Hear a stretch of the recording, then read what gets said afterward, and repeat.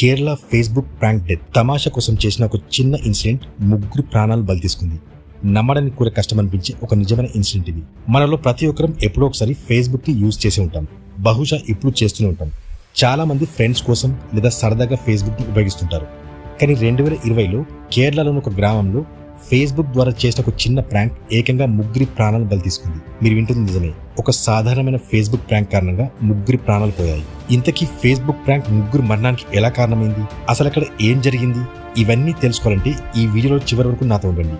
ఈ వీడియోలో చాలా భయంకరమైన ముగింపుకు దారితీసిన ఒక ఫేస్బుక్ ప్రాంక్ గురించి తెలుసుకోబోతున్నాం. ఈ స్టోరీ విన్నాక మీరు కూడా నిజంగా షాక్ అవుతారు.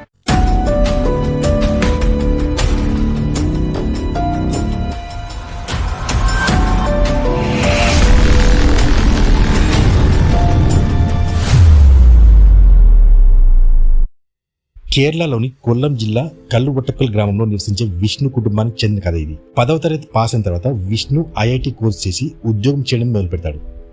విష్ణుకి 21 ఏళ్ల వయసులో రేష్మ అనే అమ్మాయితో పరిచయం అవుతుంది. అప్పటికి రేష్మ 10వ తరగతి చదువుతుంది. రేష్మ అనే అమ్మాయి విష్ణు అన్నయ్య రంజిత్ భార్య అయిన ఆర్య మరియు గ్రీష్మకు ఫ్రెండ్ అవుతుంది.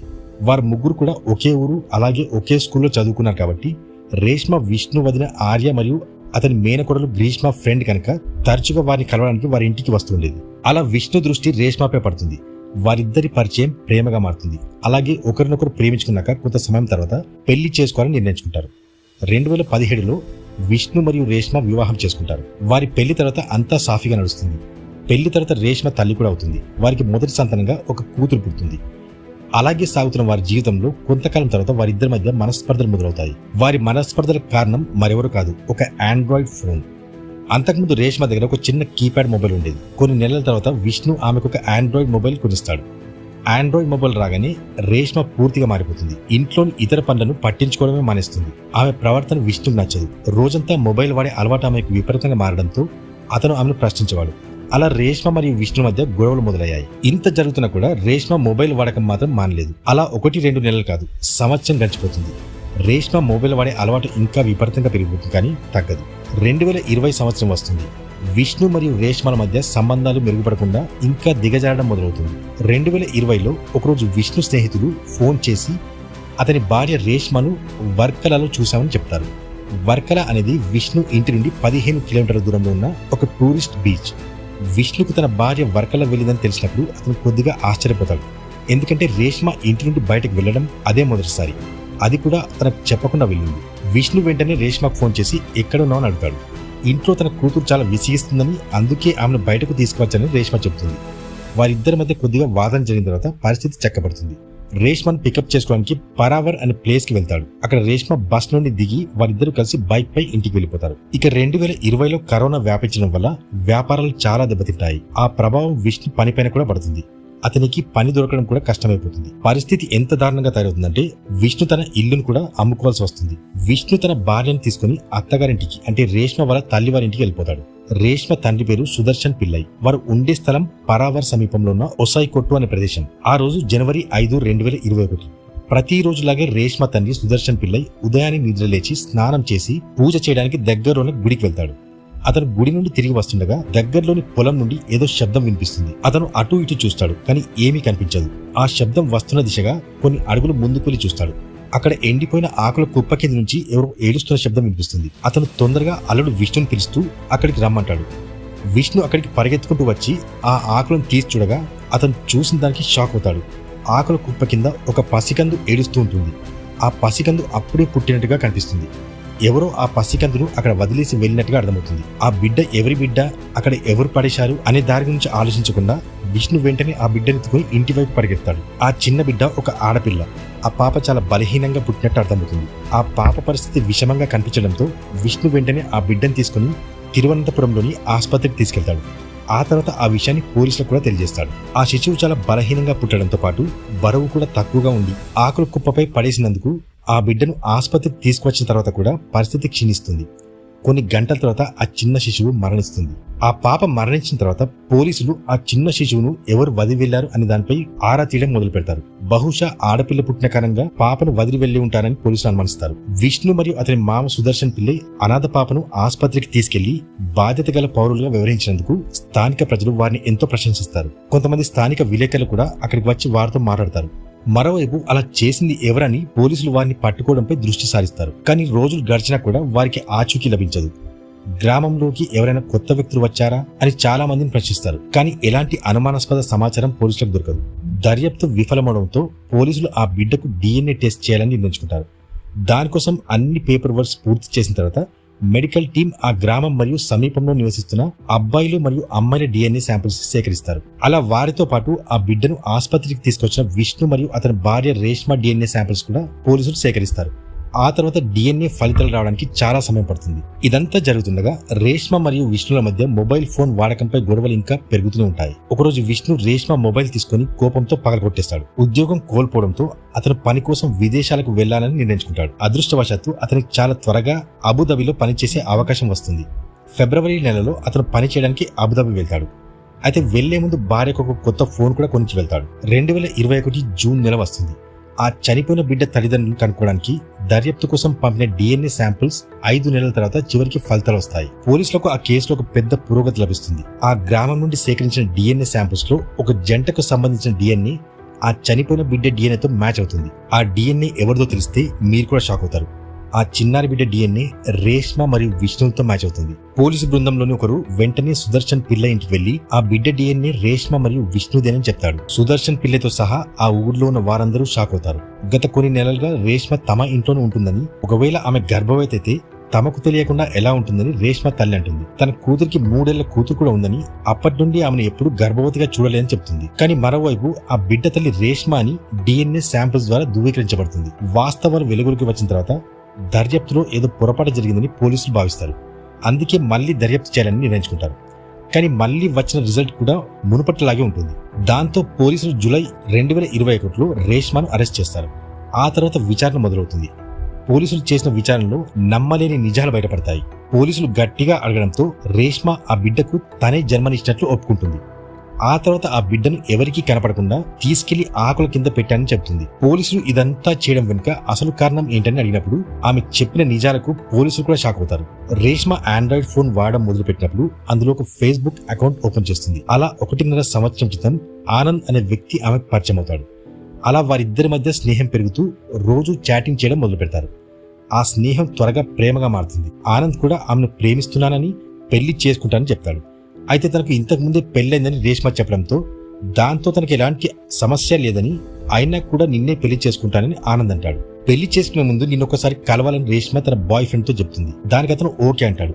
అయితే ఆ రోజు రేష్మ తన కూతురును తీసుకుని ఇంటి నుండి బయలుదేరుతుంది. కానీ ఆమె బాయ్ ఫ్రెండ్ ఆనంద్ ఆ రోజు రాలేకపోతాడు. ఆ తర్వాత వారిద్దరి మధ్య చాటింగ్ యథావిధిగా కొనసాగుతుంది. అలా ఒకరోజు రేష్మ అతనితో నేను ప్రెగ్నెంట్ అయ్యానని చెప్తుంది. అప్పుడు ఆనంద్ నేను నిన్ను పెళ్లి చేసుకుంటాను, కానీ కడుపులో బిడ్డతో సహా నేను నిన్ను పెళ్లి చేసుకోలేను, ఆ బిడ్డ పుట్టిన వెంటనే చంపే అని చెప్తాడు. అలా రేష్మ బిడ్డ పుట్టిన వెంటనే ఆ బిడ్డను పొలంలోకి తీసుకెళ్లి ఆకుల కుప్ప కింద పడేస్తుంది. పొలంలో దొరికిన ఆ బిడ్డ తన బిడ్డ అని తెలియక విష్ణు ఆమెను తీసుకుని హాస్పిటల్కి వెళ్తాడు. అయితే భార్య రేష్మ అరెస్ట్ అయిన వార్త బయటపడగానే ఆమె భర్త విష్ణు కూడా అబుదాబి నుండి తిరిగి వచ్చేస్తాడు. తిరిగి వచ్చాక విష్ణు పోలీస్ స్టేషన్ వెళ్తాడు.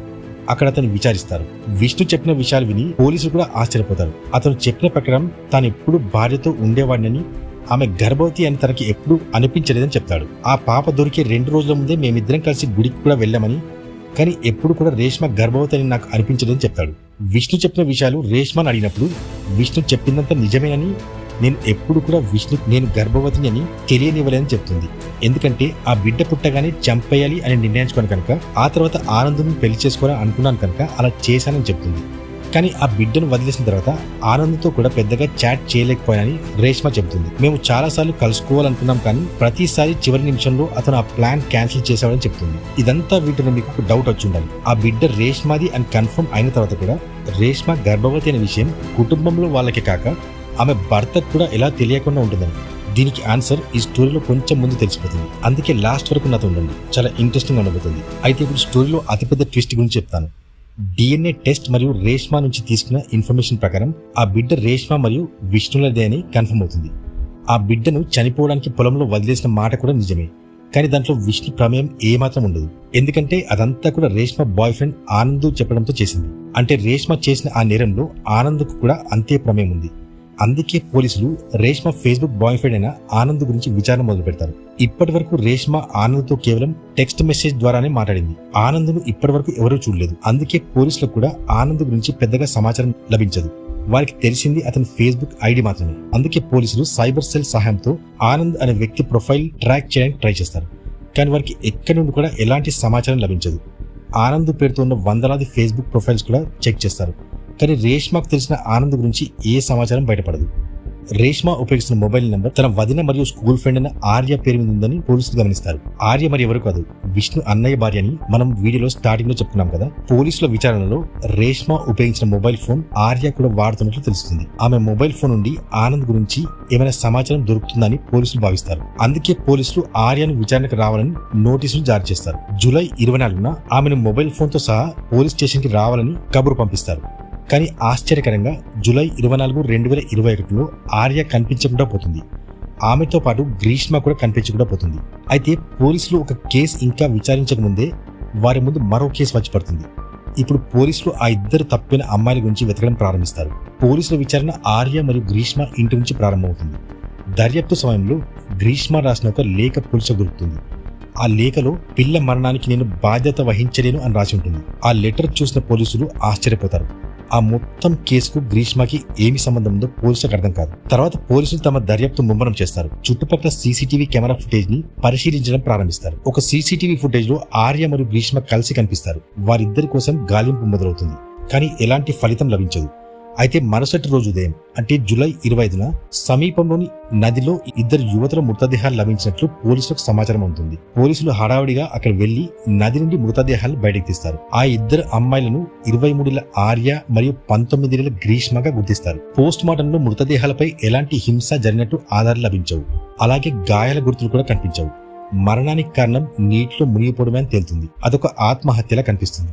అయితే ఇప్పుడు పోలీసుల ముందున్న ప్రశ్న ఏంటంటే వీరిద్దరూ కలిసి ఎందుకు ఆత్మహత్య చేసుకున్నారని. ఈ ప్రశ్నకి సమాధానం కోసం పోలీసులు ప్రయత్నించగా బయటపడిన నిజం మరింత షాకింగ్ గా ఉంటుంది. పోలీసుల విచారణలో రేష్మ మరియు ఆర్యల అత్తగారైన అంటే విష్ణు తల్లి చెప్పిన ప్రకారం కొన్ని రోజుల క్రితమే ఆర్య తనతో గ్రీష్మ ఆనంద్ అనే పేరుతో ఒక ఫేస్బుక్ ఫేక్ అకౌంట్ క్రియేట్ చేసిందని, రేష్మను ఆట పట్టిస్తుందని ఫ్రెండ్ రిక్వెస్ట్ పంపించారని చెప్తుంది. ఆ తర్వాత గ్రీష్మ మరియు ఆర్య ఇద్దరు కలిసి రేష్మను ఆట పట్టించడానికి ఆనంద్గా నటిస్తూ ప్రేమ ఉన్నట్లుగా చాటింగ్ చేసేవారని చెప్తుంది. పోలీసుల విచారణలో గ్రీష్మకి ఒక బాయ్ ఫ్రెండ్ కూడా ఉండేవాడని తెలుస్తుంది. అతన్ని పిలిపించి విచారించగా కొన్ని నెలల క్రితమే గ్రీష్మ ఆనంద్ పేరుతో ఒక ఫేస్బుక్ ఐడి ఓపెన్ చేసిందని, చాలా నెలలుగా రేష్మతో మాట్లాడుతున్నట్టు చెప్పిందని అతను పోలీసులకు ఇన్ఫర్మేషన్ ఇస్తాడు. గ్రీష్మను ఆనంద్గా భావించిన రేష్మ తాను గర్భవతి అని ఆమెకు చెప్పినట్టు తెలుస్తుంది.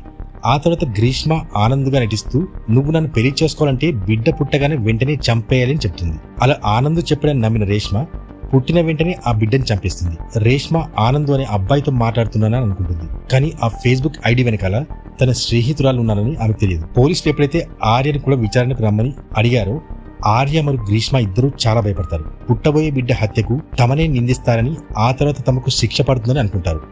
ఎందుకంటే వారు ఆనందంగా నటించి బిడ్డను చంపేయమని రేష్మకు చెప్పారు కనుక.